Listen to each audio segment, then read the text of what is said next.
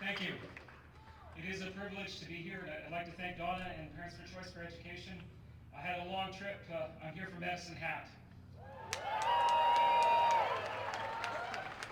No, the reason why we're here today, I think, is because of a failure in our education system and a failure of the legislative process in this province. We have seen a failure for this government to communicate with parents, with parental rights groups, with the disabled and the disabled community. And I'm going to speak for a few minutes here about my perspective as a parent with disabled children.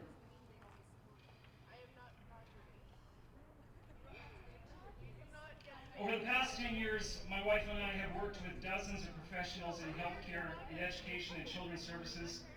I spend more time doing research than probably the average physician because I try to be a lion in defending the rights of disadvantaged children. All disadvantaged children. Several years ago, we discovered an important link between autism and transgenderism. Autistic children are 9 times more likely to experience gender variance, and transgender youth are 5 times more likely to be autistic than the general population. We have spoken to psychiatrists, geneticists, neurologists, educational psychologists, and we see a very big problem with the way that educators are dealing with transgenderism in this province. Christopher Wells from the University of Alberta has written the guidelines that the Ministry of Education is working from. It's called Supporting Transgender and Transsexual Students in K-12 Schools for Alberta Education. Wells writes that the diagnosis is fixed, immutable, and unchanging. But nothing could be further from the truth. The DSM-5 says on page 455 that 98% of boys under the age of 13 will revert to an identity conforming to their biology by middle school. 98%. Now the minister and school boards across Alberta fail to recognize the significance of this statistic. Dr. Paul McHugh, a panelist on the Presidential Bioethics Committee, has written that gender discordance conditioning is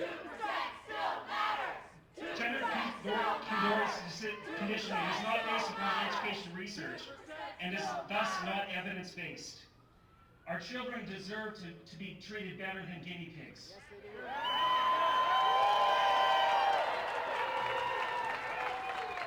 Let me tell you the story of David Reimer. David Reimer was born in southern Manitoba. He suffered a horrible accident when he was circumcised at the Johns Hopkins Hospital, and they made a mistake. He was emasculated. His children were directed by Dr. John Money, who is no friend of the LGBT community, who told them that the child's gender was fluid and that the child could be conditioned to be raised as a girl. The parents struggled to keep a feminine identity until the boy was in his middle teen years. And the boy describes horrendous psychological damage in a CBC documentary. At the age of 36, he committed suicide. To his dying day, he blamed the conditioning Dr. Money ordered as inhumane and unethical child abuse. Nobody's conditioning Well, the minister has stated that his highest goal in this initiative is to lower the rate of juvenile suicides. But the best available research suggests that suicides and violence will not diminish, but as a result of the implementations of these guidelines, for GD children forced into gender discordant conditioning, we will see an increase in the rate of suicides.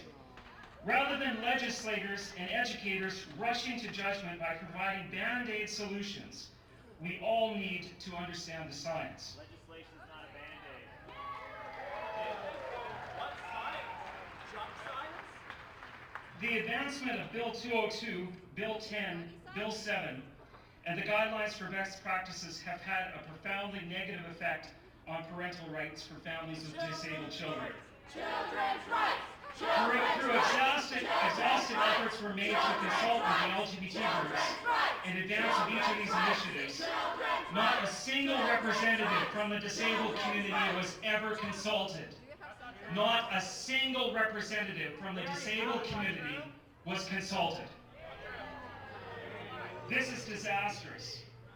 The guidelines promise best practices for all children, yet the ministry fails to honor its promise in the 2008 Framework Agreement to identify best practices for children with developmental disabilities. This isn't the oppression. These are 1 in 10. Nothing to do These are 1 in 10.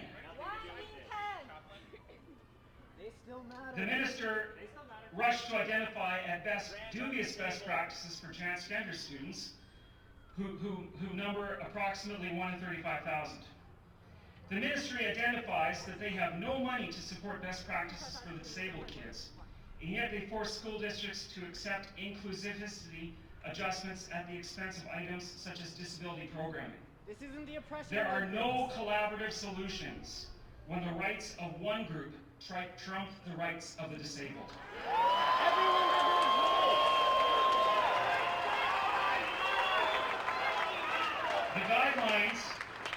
The guidelines do not address the underlying causes of transgender suicide. Tell us what they are. Research has shown that the highest rate of suicides in the transgender community are those who have concurrent disability issues at 65%.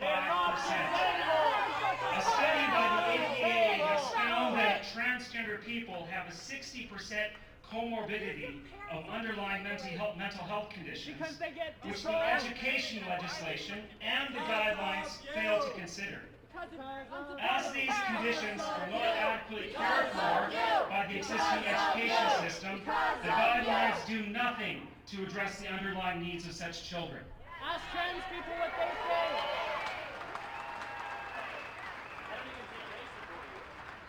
The transgender population has been shown to have a 41% suicide rate, Don't speak for us. identical to the rate of suicide for severe mental health disorders such as schizophrenia. Don't compare those. Over 90% of those committing suicide will have an underlying mental health condition. You don't speak. Over 90%. And this is absolutely no evidence that this rate will decrease, contrary to the stated goals of the education minister, because there are no initiatives addressing shortfalls in the education system. Jesus said love everyone. And I do, sir. Parents have found a bond of trust with local teachers and support staff for successful education outcomes for disabled children. Jesus said love This everyone. bond is sacred. These initiatives undermine the bond of trust that parents have by requiring school administrators to favor the needs of one minority over the needs of another, and by requiring potential disclosures made by children to be kept secret from their parents. Many such children have poor expressive and receptive language skills and are easily misunderstood, placing these children at risk. Parents of disabled children should never be considered less capable of providing care in preference to educators. This isn't about Never.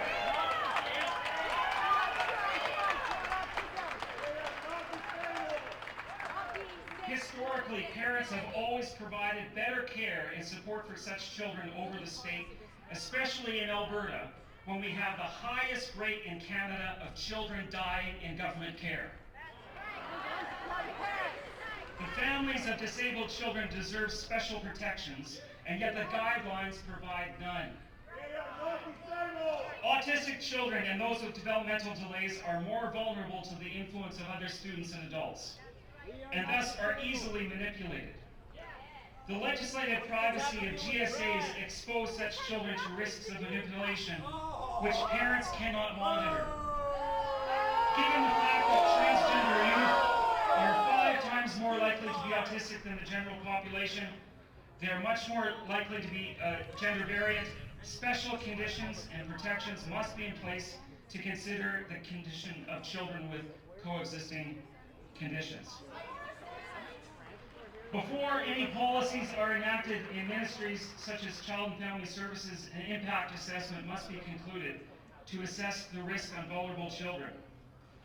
The ministry has acted rationally and without reason by forcing local jurisdictions to act with lightning speed, not allowing reasonable assessment of the impacts of these vulnerable children. to save lives. This is an abominable public policy.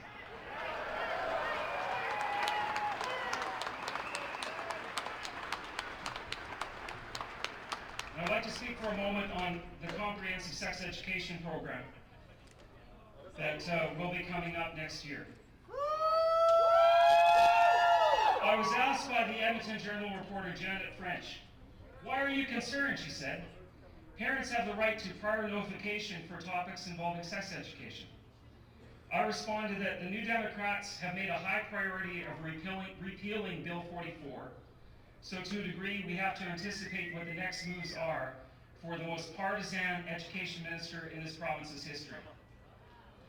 But in many respects, Bill 10, Bill 7, and the guidelines compliant policies circumvent Bill 44 and require parents to take additional precautions. Many children with intellectual disorders are highly susceptible to suggestion and manipulation.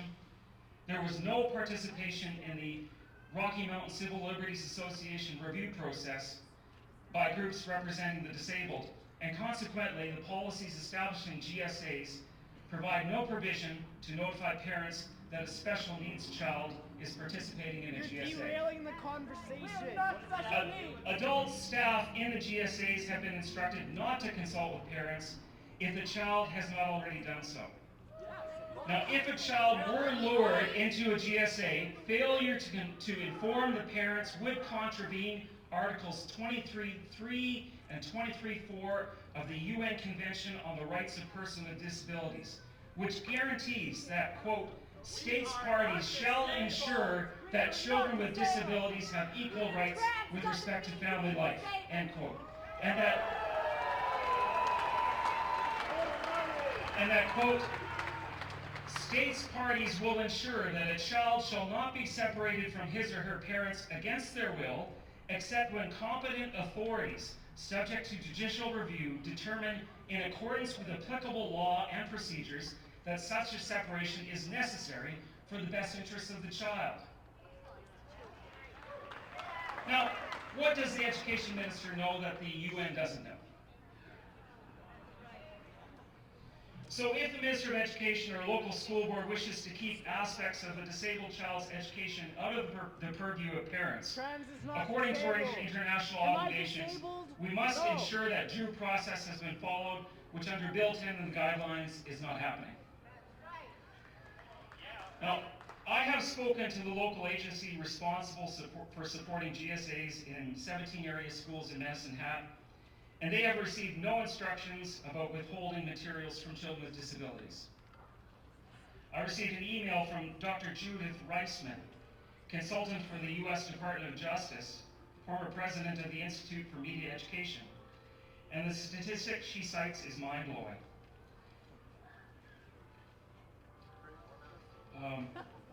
She said that the reason why sex ed was first implemented was to lower the rates of sexual abuse and sexual assault. In 1965, the Illinois Commission on Sexual Offenders wrote that sex education is the best step in preventing crime which Illinoisans can make. That was in 1965. In 2011, Illinois has a 754% increase in the rate of violent crime per capita over 1965, sexual abuse and sexual assaults. And the Vera Institute reports that children with intellectual disabilities have 4.6 times that risk. 4.6 times that risk for sexual abuse and sexual assault when sex education has been implemented. Now, you talk to any rights advocate, they say that's correlation, that's not causation. But friends, it's common sense that we dictate that children with disabilities be treated differently than the rest of the population. In my work as a chaplain, I try to be the most compassionate person to all people. But in the case of a student in a school identifying as transgender, under the current guideline compliant policy, every student in that child's class must sacrifice their own rights for the sake of a transgender child, including children with disabilities. Including children with disabilities. We should be pursuing a balance of rights instead of one child or one group trumping the rights of others.